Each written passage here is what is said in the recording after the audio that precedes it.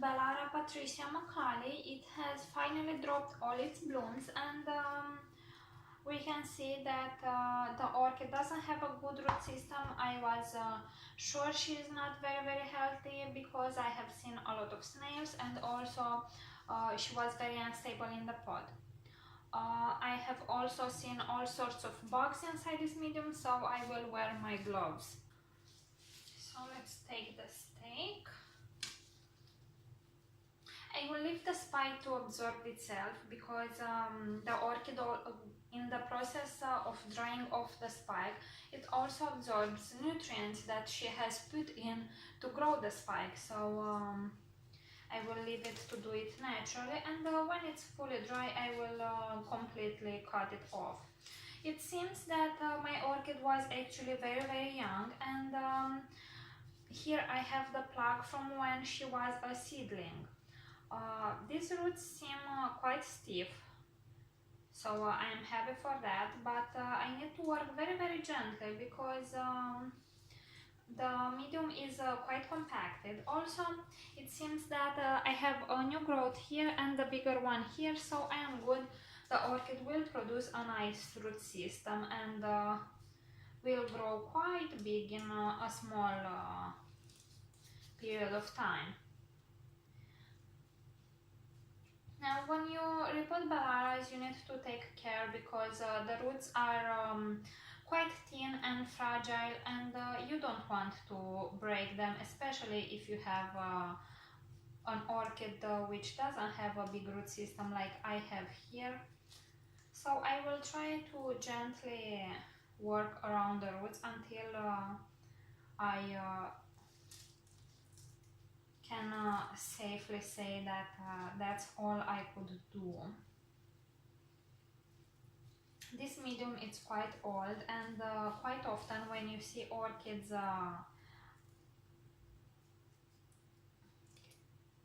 in this type of moss and peat moss plug, you can know that the nursery wanted to get rid of the orchids as fast as possible, and I guess that actually all the nurseries do that. They grow orchids to sell them, not to grow them to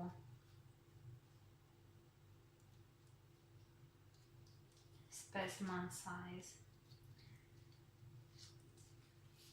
This was the orchid which was infested with aphids. If you remember, all the aphids are dead. I only needed to reapply the solution once. They are quite sensitive. Aphids are considered to be insects with soft bodies, and soap or alcohol can easily burn their soft bodies, so they are very easy to kill. It's only important you do that at the right time. You don't let them grow too much in your collection. And I guess that most of the repotting will be also done under the sink because I need the jet of water to loosen up the roots. They are quite compacted, and I'm trying not to break too many of them.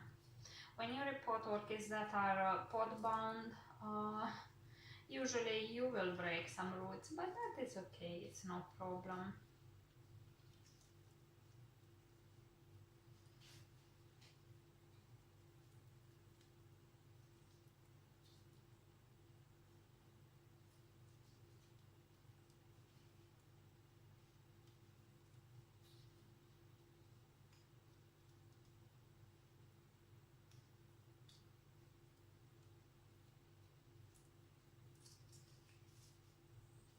I'm very happy that the roots seem to be stiff and alive. They are quite green. As I said, the orchid is young, and it seems that she didn't stay for a lot of time in this medium.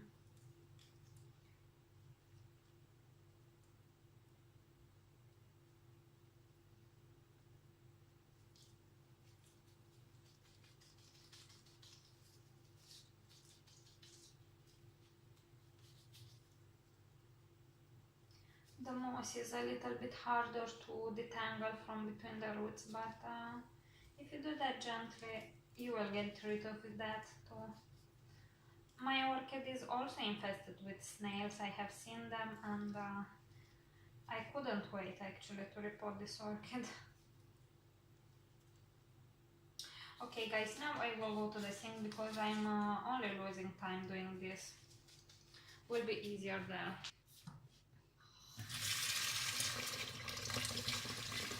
So I will rinse the root system with lukewarm water. You don't want to use too hot water nor cold water, so yeah.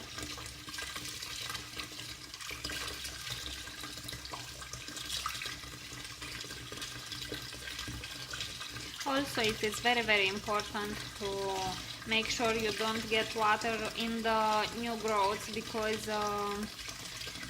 the water won't evaporate in time and you may actually get the new growth rotted away, and of course you don't want that.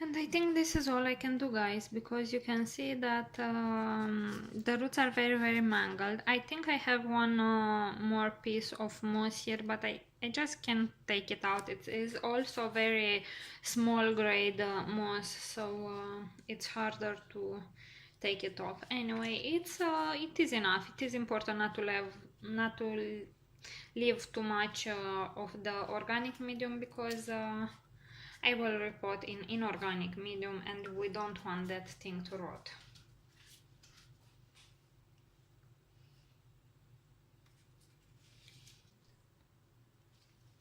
Okay, and now I will spray the orchid with hydrogen peroxide 3%, which will kill all the snails and the snail eggs and any sort of fungus that may be on this orchid. So I will do that very well, and I will let it after that to fizz for about 2 to 3 minutes.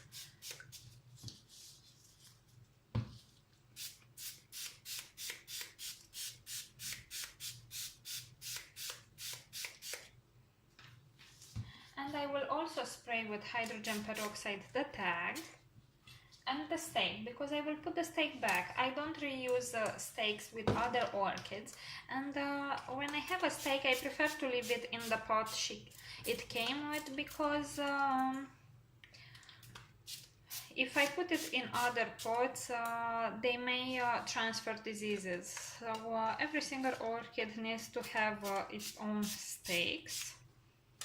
I don't have what roots to cut, but you can see the roots are dead if you press gently on them and they feel mushy, or if you gently pull away of them and a string will remain behind, you will know that the root is dead. Okay, and now I will take my pot. You can see that I have a clear plastic pot where I drilled 2 holes, which will provide me the reservoir of the pot, and I will make sure I won't put the roots inside this reservoir, because the roots are not adapted to grow in water. So here I have the leca beads, which have been prepared, as you already know. If you don't know how I prepare the leca beads, you have a link in the description of this video and also at the end of the video, where you will see how I prepare them. And now I will take a few and put them on the bottom of the pot. I want to fill up the reservoir with pebbles.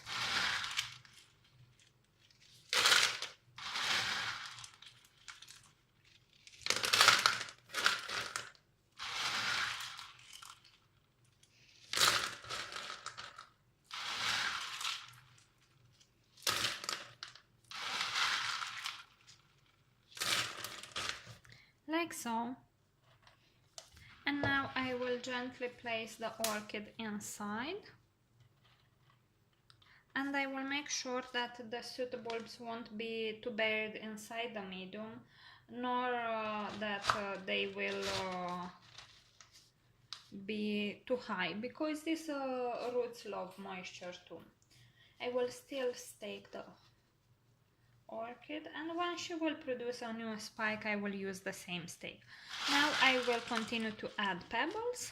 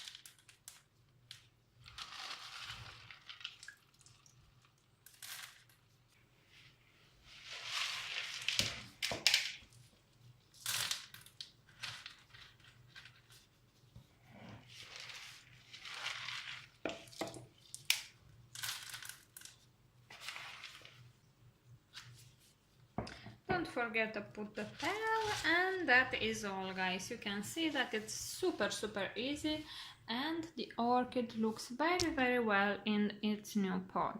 So alright guys, if you have any questions, please leave them in the comment section below. I will be more than happy to answer. And if you have liked this video, please give it a thumbs up, and if this is the first time you are watching a video on my channel, please consider subscribing to it so you can stay up to date with all my orchid videos. Thank you very much for watching, and see you all next time. Bye!